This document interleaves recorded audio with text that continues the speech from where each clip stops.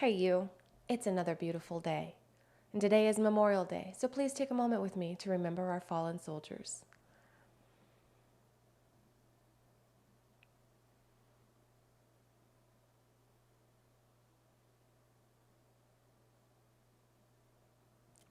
Let's watch some stuff. The sheer size and scale of what this realm once was.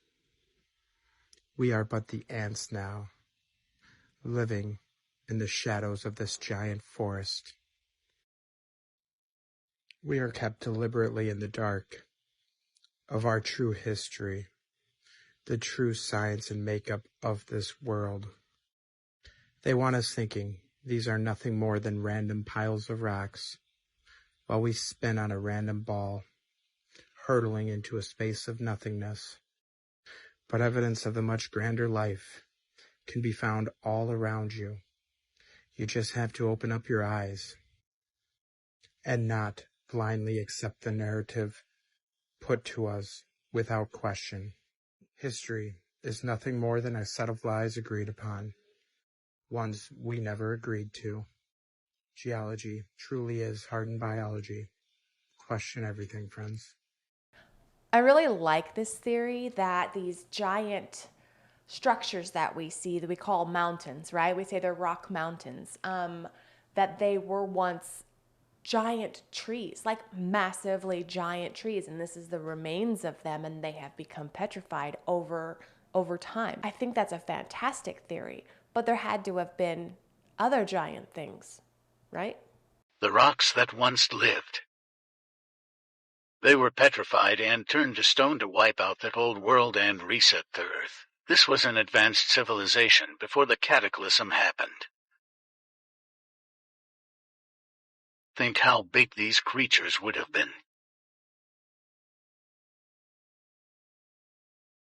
Wake up and ask yourself, why don't they teach this in schools? Why don't we learn about this civilization? Because they wiped out the history from the books and made his story. Ancient history has been suppressed and hidden by the Roman order of this realm and time. Our creators only made our species as humans to benefit them, and they have been doing it for a very long time. It's time to wake up and spread our real history.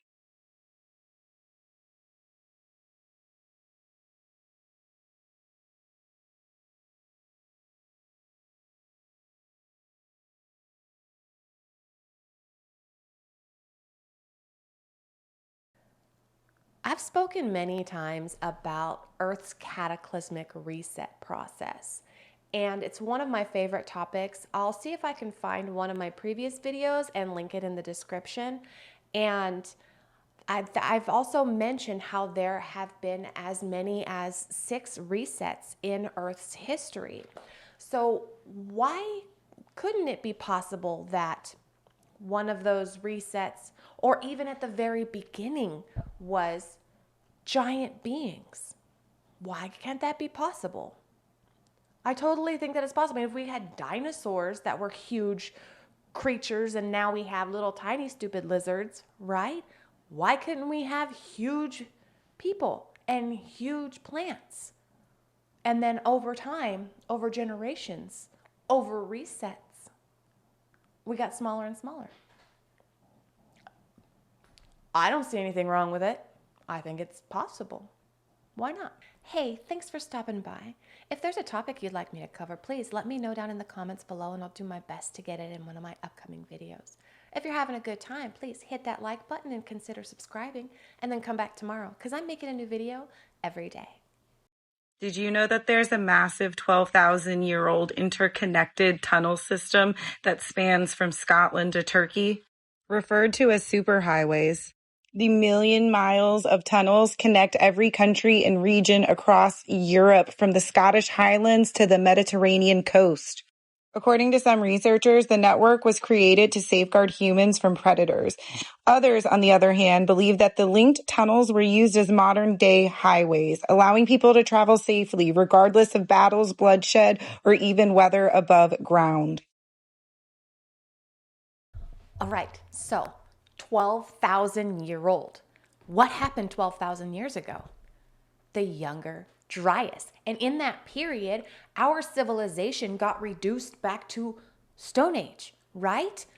Our population reduced dramatically because of the temperature rise and the temperature drop and all of that other crazy stuff, and the possible impact, right? Because that's a great theory, the impact theory. And it just caused lots of humans to, they're gone now. That civilization was believed to potentially have built the pyramids, correct? Who says they didn't create this underground tunnel system as well? That's incredible. Mind blown. There's underground civilizations on this earth who are very advanced. They've got a whole world down there that we don't know anything about. And a lot of people don't even want to believe that. But they have their own sun, they have their own oceans, they have everything underneath the planet. But we were taught that it's really hot inside. It's a molten iron, the center of the earth. And the further down you go, the hotter it gets. So how could anybody live down there? Nah, it's not possible. It's all a fairy tale, you see. But if you want to believe that, what our scientists know is only a smidgen of the totality of what knowledge exists. What a fantastic statement. Our scientists only know a smidgen of the totality that exists. That is incredible. And that is so true because we don't know everything. There's so much to know, and we don't know what's down deep underneath our crust. And that is incredible. I love statements like that just open your eyes and make you go, that is so true. There's so much that we don't know. I did not totally blow past the part that he said that there are civilizations living in the middle of the earth. There are total ecosystems and stuff like that. That's incredible, right? Kind of makes me think of those tunnels. Now it makes me wonder, maybe the whole shift thing happened and people went underground, and maybe those tunnels were to come up and check and see what's going on, or how they made it back to the surface after this whole cataclysmic event. I don't know. Speculation's fun. They say in a few centuries, global warming will have us underwater. But Japan is clarifying that this is all lies. Cause how the fuck does 7,000 unknown islands just wake up in your waters one day? Now they're saying Japan's going to double in size. Or maybe it's because they haven't done a survey since 1987. So imagine what's to come in another 50 years. There's some food for thought. This is terrifying. This is not one of my normal videos, but I wanted to show you guys this because this is actually terrifying. This is an EMF detector, so it detects electromagnetic fields. This is my boyfriend's iPhone.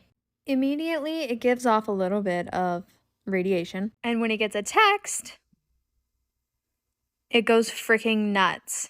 EMF literally disrupts the chemical structures of tissue. Low EMF exposure also causes anxiety. I went down a rabbit hole, so come along for the ride. It's gonna be fun. Here we go. Here's a criminal act in broad daylight.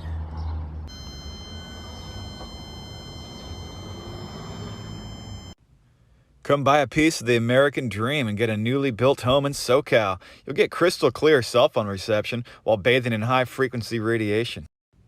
From across the street, a football field length away, this tower is still maxing out my meter. Now, it has been conclusively proven that there are cancer clusters within the population living near cell towers. Are you looking to increase your stress and anxiety, develop insomnia, burden your immune system with free radicals and chronic inflammation?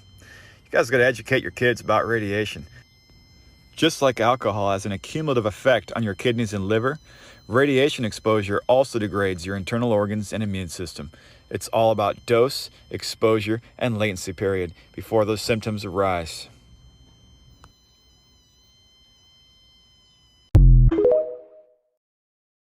As a Californian, those things are everywhere. Everywhere. There are some areas where there's like 3 or 4 of them, like in the same little teeny tiny 20 by 20 square foot plot of land. And I'm like, why do they need so many of them right there in that one spot when across the highway there's 2 or 3 more? What are they doing?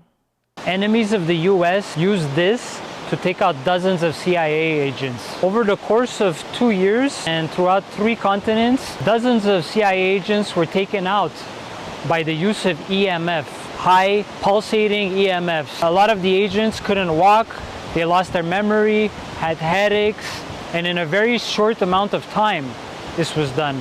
This is a real-life example. They broadcasted this on the news. Judy, the symptoms were sudden and shocking. Sleeplessness, headaches, inability to walk, memory loss, cognitive difficulties.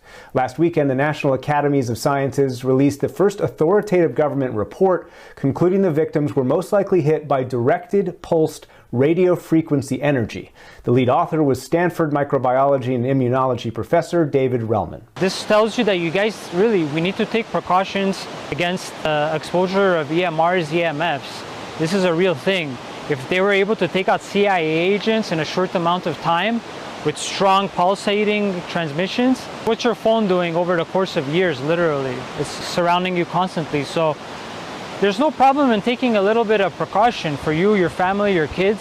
There's a lot you can do. You can check out our other videos to see what the solutions are. You can check out the link in the bio, wellnesshut.com. Bunch of products there that can help you and your loved ones. I'm not 100% certain, but I think what they were talking about at the beginning was the Havana syndrome. And we've covered the Havana syndrome before, and they think that it was Russia, right? But the fact that it was EMFs, which is something that all kinds of stuff is emitting, right? Your cell phone, the microwave, appliances in your home. It's crazy. It's crazy how many appliances in your home emit these EMFs. Cell towers, these 5G towers, right? They're in every single neighborhood. They're all over the place. What else are they doing? What else can, like, if they're causing these issues and they're at lower frequencies, it's still causing the issues, just differently, right? Like they've controlled how these frequencies control you, control us, what they do, what they're doing, how much they're affecting people slowly, a little bit at a time, right?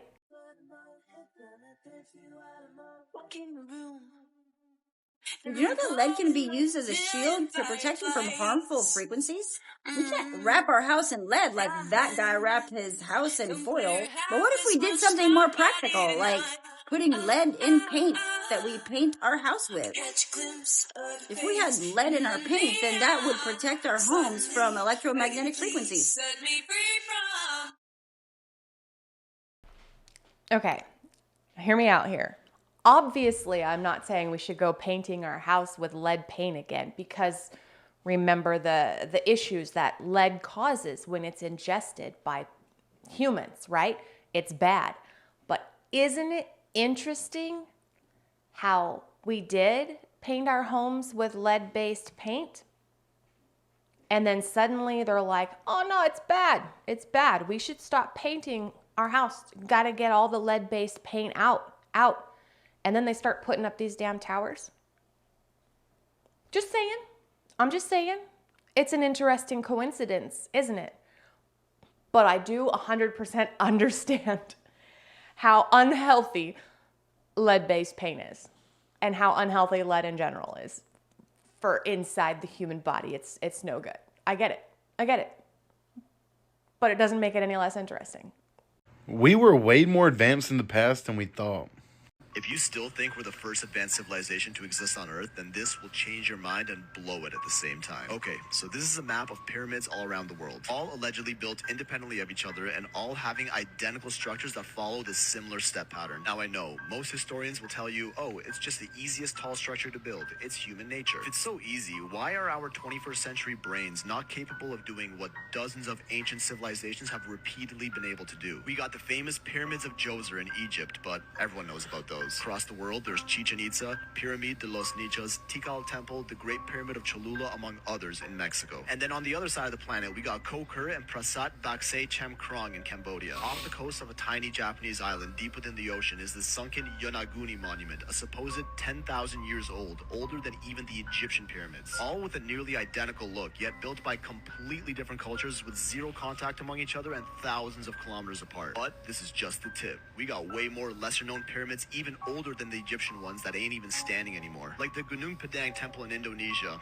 Doesn't look so hot now, but used to be a step pyramid a whole 9,000 years ago. At least that's what they thought, until a more recent radiocarbon analysis shows that the lower parts of this temple go as far back as 28,000 years. Then this enormous hill in Bosnia was studied, and almost every archaeologist that visited it confirmed that it could not have been naturally formed, perfectly aligning to true north among many other characteristics of pyramids. These studies found out this hidden monument is over 35,000 years old and would be the oldest and largest pyramid in the world, hidden under years of vegetation. But the Bosnian government strangely halted further study on this thing for some reason. There's a crazy story behind what they found there, which honestly deserves its own video, so I'll probably be dropping that sometime. Fallen Pyramid of Hellinikon in Greece has boulders that are joined so tightly that even a human hair can't fit through the joints without any sort of ancient cement used. Built around 3000 BC, meanwhile, an almost identical masonry techniques was found in these walls in the city of Cusco in Peru, called Sacsayhuaman, over 11,000 kilometers away. And how old are these walls?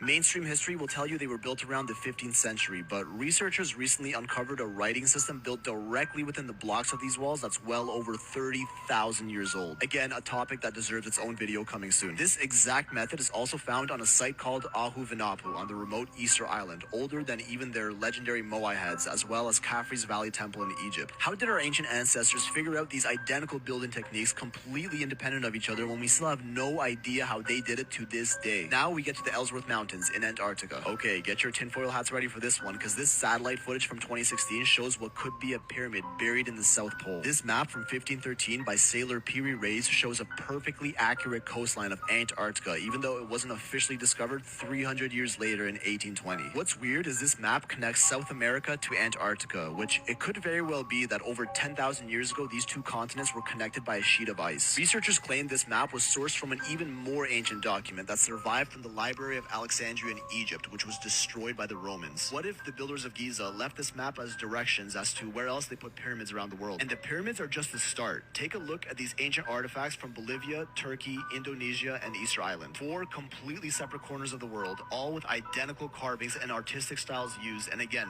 thousands of kilometers apart and absolutely no contact among each other. If the powers that be won't tell us our true history, what else are they lying about?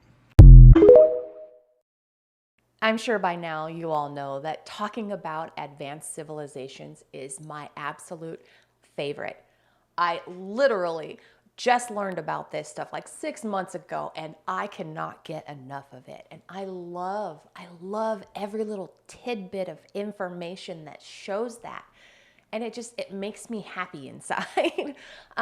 I want to thank viewer Jerry Howard. Thank you so much for all of these wonderful suggestions. You just like loaded me up on fantastic new brain food, and I am so excited to dive into it. These were just a few little samples of the suggestions brought forth, and I'm excited to get into it. But that's going to be it for me today. Thank you so much for sharing your time with me. Have a wonderful Memorial Day. All right, and come back tomorrow because we're going to have some new stuff, and I'll say different things, and it'll be fantastic.